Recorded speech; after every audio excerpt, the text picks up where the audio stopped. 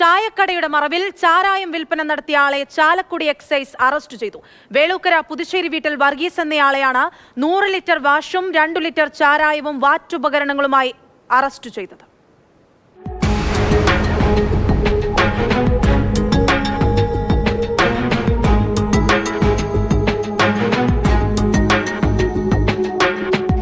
വേളൂക്കര സ്വദേശി വർഗീസ് ചായക്കടയോട് ചേർന്നാണ് ചാരായം മാറ്റിയിരുന്നത്.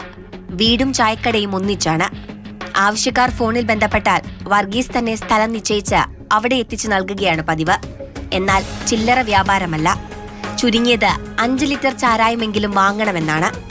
കഴിഞ്ഞ ദിവസം ചാലക്കുടി എക്സൈസിന് ലഭിച്ച രഹസ്യവിവരത്തിന്റെ അടിസ്ഥാനത്തിൽ അസിസ്റ്റന്റ് എക്സൈസ് ഇൻസ്പെക്ടർ KN സുരേഷിന്റെ നേതൃത്വത്തിൽ വർഗീസിന്റെ വീട്ടിൽ പരിശോധന നടത്തി. വീടിനോട് ചേർന്നുള്ള ഷെഡിൽ നിന്ന് ചാരായവും വാഷും വാറ്റുപകരണങ്ങളും പിടികൂടി.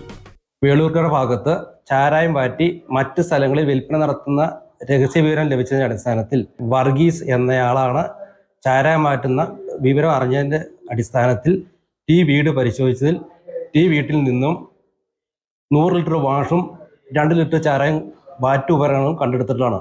പിടിക്കപ്പെടുമെന്ന പേടിയുള്ളതിനാൽ ഇയാൾ വാറ്റുന്ന ചാരായം നാട്ടിൽ വിൽപ്പന നടത്താതെ മറ്റ് സ്ഥലങ്ങളിലേക്ക് മൊത്തമായി എത്തിക്കുകയാണ് പതിവ്. അതുകൊണ്ട് തന്നെ ഇയാളുടെ വീട്ടിൽ ചാരായം വാറ്റുന്നതായി നാട്ടുകാർക്ക് അറിവുണ്ടായിരുന്നില്ല. Assistant excise inspector Jaison Jose, EP ദിബോസ്, KP സുനിൽകുമാർ, PP ഷാജി എന്നിവരും സംഘത്തിലുണ്ടായിരുന്നു.